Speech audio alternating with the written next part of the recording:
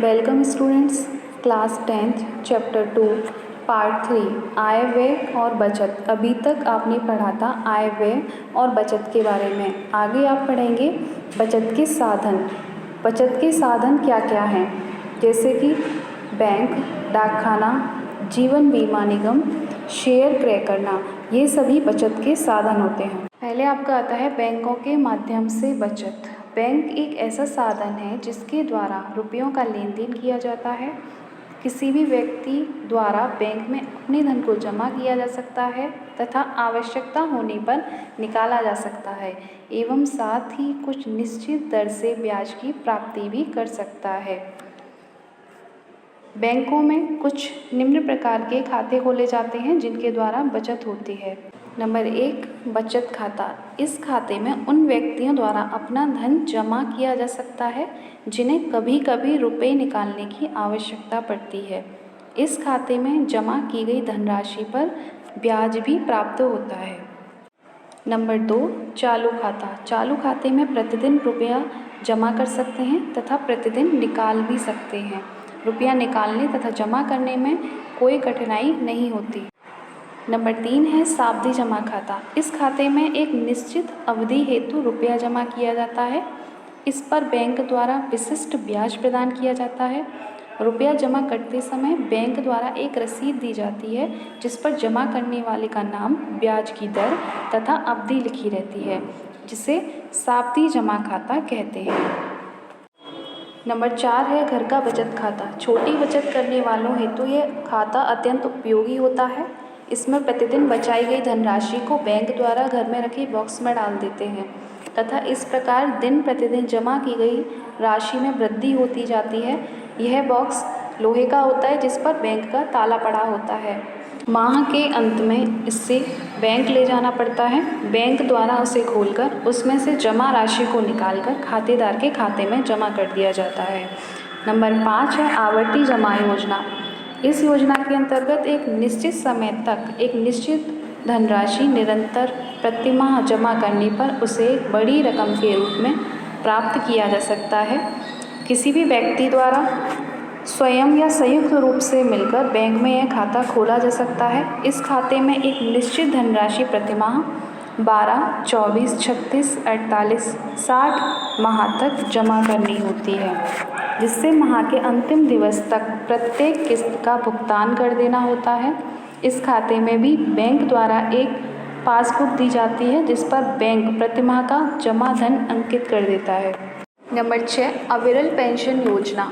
यह योजना आवर्ती जमा योजना के समान ही होती है। अवधि पूर्ण हो जाने पर निश्चित अवधि जमा खाते में विनियोजित धन तथा ब्याज पुनः विनियोजित कर दिया जाता है तथा विनियोजित जमा राशि पर प्रतिमाह एक निश्चित समय तक एक निश्चित धनराशि प्राप्त होती रहती है। बैंक खाता के लाभ।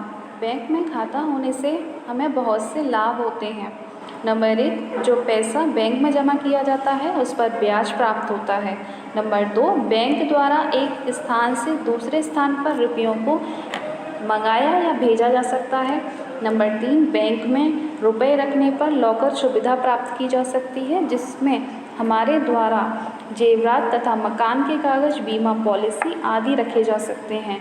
नंबर 4, यदि हम बैंक में छोटी रकम भी जमा करते हैं तो ब्याज जुड़ने के कारण कुछ समय पश्चात वह छोटी राशि भी बड़ी में परिवर्तित हो सकती है। नंबर 5, बैंक द्वारा कम खर्च करना सिखाया जाता है। यदि अपने पास रुपए रखे जाते हैं तो कुछ ना कुछ हो जाने की संभावना बनी रहती है। नंबर 6, यदि बैंक में रुपए रखे जाते हैं तो चोरी की संभावना नहीं रहती। नंबर 7, अपने ग्राहकों की ओर से बैंक द्वारा चेक क्रय भी किया जाता है तथा विक्रय भी किया जाता है। आदेश प्राप्त होने पर बीमा प्रीमियम भी जमा कर सकता है। इसके अतिरिक्त बैंक द्वारा खाता धारकों को विभिन्न कार्डों की सुविधा प्रदान की जाती है, जैसे ATM कार्ड, डेबिट कार्ड और क्रेडिट कार्ड। अभी तक आपने जाना कि बैंकों के माध्यम से बचत कैसे की जाती है। अब आप जानेंगे कि डाकघर के माध्यम से बचत कैसे की जाती है। तो नंबर 1, डाकघर बचत बैंक खाता। बैंक की तरह ही डाकघर में भी बचत बैंक खाता खोला जाता है। नंबर 2, डाकघर सावधि जमा खाता। यह योजना बैंक की फिक्स डिपॉजिट के समान होती है, जिसे हम शॉर्ट में FD कहते हैं। 3, रिकरिंग डिपॉजिट खाता। 5 वर्षीय आवर्ती जमा खाता। एकांकी या संयुक्त दोनों प्रकार से यह खाता खोला जा सकता है। अभिभावकों द्वारा अपने बच्चे के नाम पर यह खाता खोला जा सकता है। यह खाता न्यूनतम 10 रुपये प्रतिमाह या 5 रुपये या उसके गुणकों के रूप में खोला जाता है। नंबर 4, 15 वर्षीय लोक भविष्य निधि खाता। यह योजना कर्मचारियों हेतु अनिवार्य बचत योजना है। इस योजना में सरकारी क्षेत्र में कार्य करने वाले समस्त कर्मचारियों, राज्य कर्मचारियों, अर्ध सरकारी कर्मचारियों, व्यक्तिगत संस्थाओं के अधीन कर्मचारियों एवं निजी क्षेत्र के कर्मचारियों को अपनी सेवा का प्रथम वर्ष पूर्ण करने के उपरांत इस योजना का अनिवार्य सदस्य बनना आवश्यक होता है। इस योजना के अंतर्गत वेतन में से 10% अनिवार्य रूप से कटौती करके जमा हो जाती है, जो कि सेवानिवृत्त होने पर या मृत्यु हो जाने पर ब्याज सहित जो भी पहले हो वापस प्राप्त हो जाती है। वर्तमान में इस पर 8% ब्याज प्राप्त होती है। नंबर 5, मासिक आय योजना। इस योजना के अंतर्गत एक व्यक्ति द्वारा 3 लाख तथा संयुक्त रूप से 6 लाख तक जमा कराया जा सकता है। 6 वर्ष के लिए यह धन जमा किया जाता है। पहले इस योजना में मासिक ब्याज 13% तक प्राप्त होता था। वर्तमान समय में इस पर 8% ब्याज प्राप्त होता है। 6, राष्ट्रीय बचत पत्र। डाकघर द्वारा संचालित इस योजना को राष्ट्रीय बचत पत्र भी कहा जाता है। जमाकर्ता द्वारा इस योजना के अंतर्गत डाकखाने से एक निश्चित राशि के बचत पत्र क्रय किए जाते हैं। यह 6 वर्षीय योजना होती है। इस योजना के अंतर्गत 7% की दर से ब्याज की प्राप्ति होती है। वरिष्ठ नागरिक बचत योजना। सन 2004 से यह योजना आरंभ हुई है। जिन व्यक्तियों की आयु 60 वर्ष से अधिक है, उन व्यक्तियों के लिए ही यह योजना है।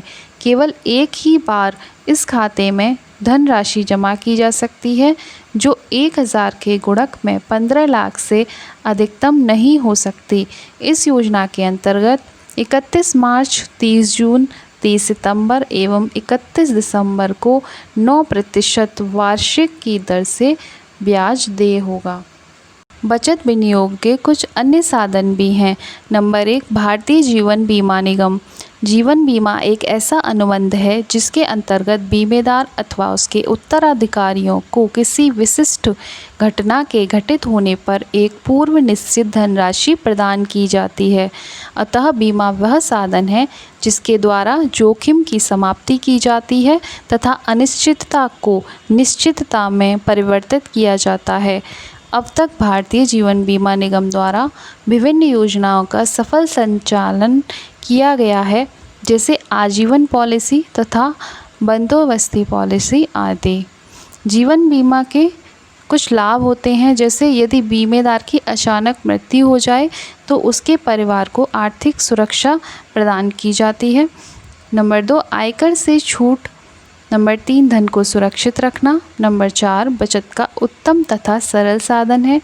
Number 2, UTI mutual fund. इस फंड में 58 घरेलू स्कीमें हैं तथा यह भारत का सर्वाधिक विशाल लगभग 29,000 करोड़ का म्यूचुअल फंड है। इन योजनाओं के अंतर्गत जनता द्वारा बचत की गई धनराशि को उद्योगों में लगाकर उनसे प्राप्त लाभांश को जनता में वितरित कर दिया जाता है। Number 3, share. शेयर निजी उद्योग तथा कंपनियां जारी करती हैं। कंपनी द्वारा प्रत्येक शेयर की कीमत को निर्धारित किया जाता है। कंपनी को लाभ होने पर उसकी पूंजी में वृद्धि होती है, साथ ही उसके शेयर की कीमत में भी वृद्धि होती है। ऐसे में शेयर धारक लाभान्वित होता है। शेयरों के क्रय तथा विक्रय में कंपनी को अत्यधिक सावधानी रखने की आवश्यकता होती है, क्योंकि यदि कंपनी को घाटा हो जाए तो आपको भी घाटा होने की संभावना होती है। Number 4, bonds. निश्चित अवधि हेतु सरकारी तथा गैर सरकारी कंपनियों द्वारा बॉन्ड्स को निर्गमित किया जाता है। इन पर अधिक ब्याज प्राप्त होता है, परंतु जमा की गई राशि की सुरक्षा को सरकारी गारंटी नहीं होती है। इसके बाद भी कंपनी की साख के अनुसार इनके बॉन्ड्स अति प्रचलित हैं। इसका प्रमुख कारण यह है कि शेयर बाजार के दलालों द्वारा इन बॉन्ड्स का क्रय विक्रय किया जाता है। कुछ सरकारी बॉन्ड्स पूर्णतः आयकर से मुक्त होते हैं, जैसे railway, reserve bank of India के बॉन्ड्स।